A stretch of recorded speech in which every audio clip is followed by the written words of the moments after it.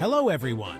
Welcome to your daily dose of economic realities, where we unravel the complexities of the financial world so you don't have to.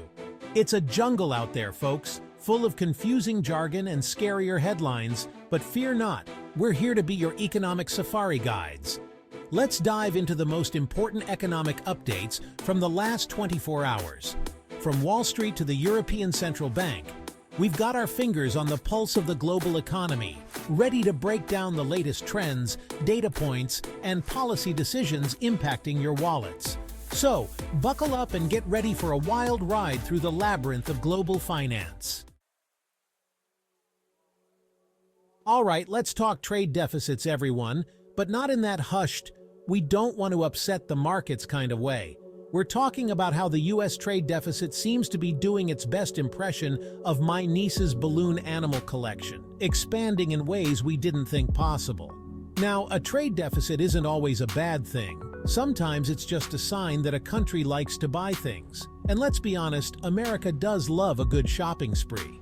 But when the gap between imports and exports gets as wide as this, it's worth asking, are we borrowing too much from the Bank of China to fuel our Funko Pop addiction? A widening trade deficit can put downward pressure on the US dollar, which sounds great if you're a tourist looking for a bargain basement deal on a Bud Light in Times Square. Still, not so much if you're an American company trying to import raw materials. Those just got a whole lot pricier. And let's not forget about the potential job losses in domestic industries facing stiff competition from cheaper imports.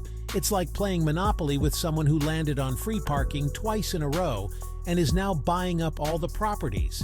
Not exactly a level playing field. But hey, it's not all doom and gloom. A trade deficit can also be a sign of a strong domestic economy. If consumers and businesses are confident and spending, they're more likely to buy goods and services, even if they're shipped from overseas. It's like that time I ordered a pizza because I was too busy writing jokes about the trade deficit to cook. Sometimes convenience trumps economic patriotism. So what's the takeaway here? Well, a widening trade deficit is a bit like a multi-level marketing scheme. It might seem like a good idea at first, but you might end up with a basement full of unsold leggings and a dent in your bank account. We need to find a sustainable balance between imports and exports, one that supports American jobs and businesses while still allowing us to enjoy the finer things in life, like reasonably priced electronics and, of course, those adorable Funko Pops.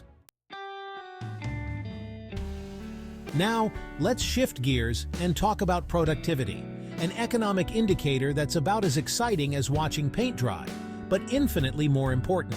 It's basically a measure of how much output we're getting from our inputs, or in layman's terms, how much bang we're getting for our buck. When productivity is up, businesses are humming, workers are whistling while they work, and the economy is, dare I say, groovy. But when productivity takes a nosedive, it's like trying to run a marathon through quicksand. A whole lot of effort for very little progress. And speaking of things that can slow us down, let's talk about labor costs.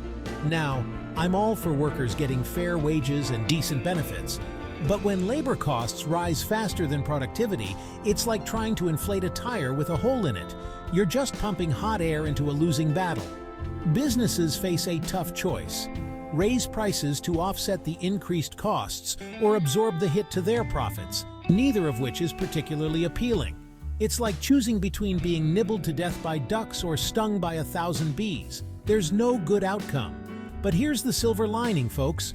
When businesses invest in technology, training, and other productivity-enhancing measures, they can actually afford to pay their workers more without breaking the bank.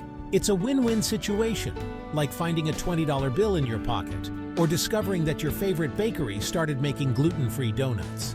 So, let's encourage businesses to embrace innovation and invest in their workforce, because a rising tide lifts all boats, even those carrying donuts. In a nutshell, productivity and labor costs are two sides of the same economic coin. When they're in balance, everyone benefits. But when they're out of whack, well, let's just say it's not pretty. So keep an eye on these indicators, because they can tell us a lot about the health of the U.S. economy.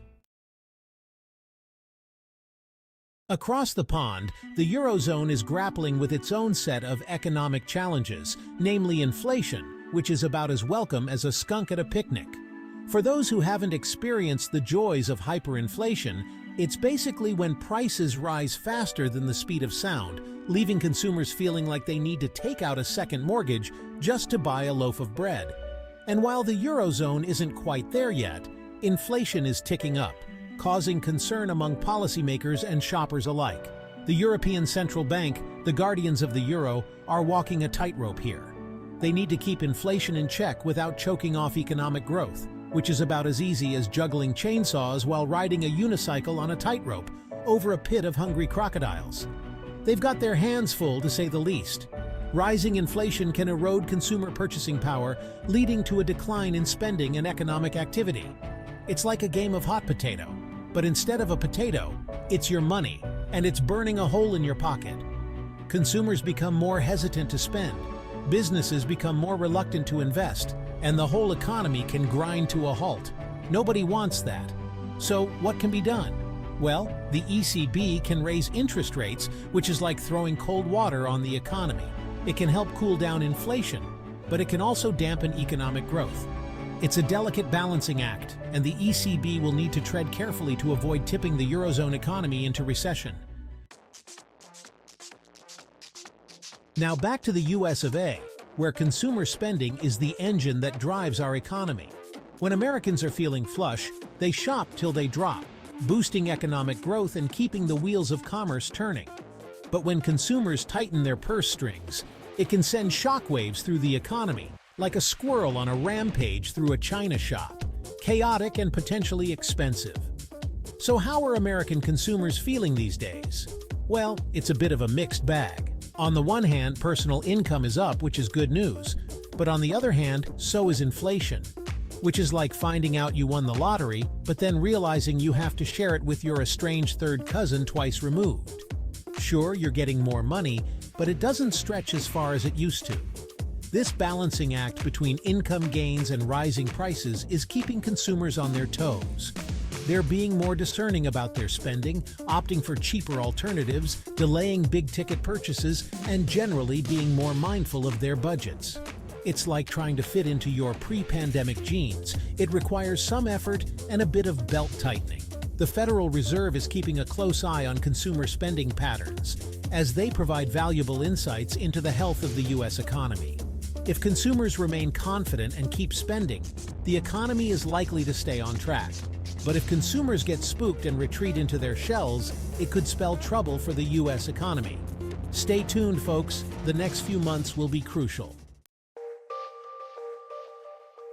Germany, the economic powerhouse of Europe, is facing some headwinds, and economists have revised their GDP forecasts downwards.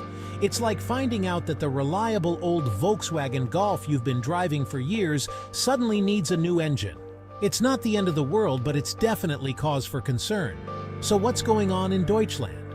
Well, the usual suspects are to blame: high energy prices, supply chain disruptions, and weakening global demand.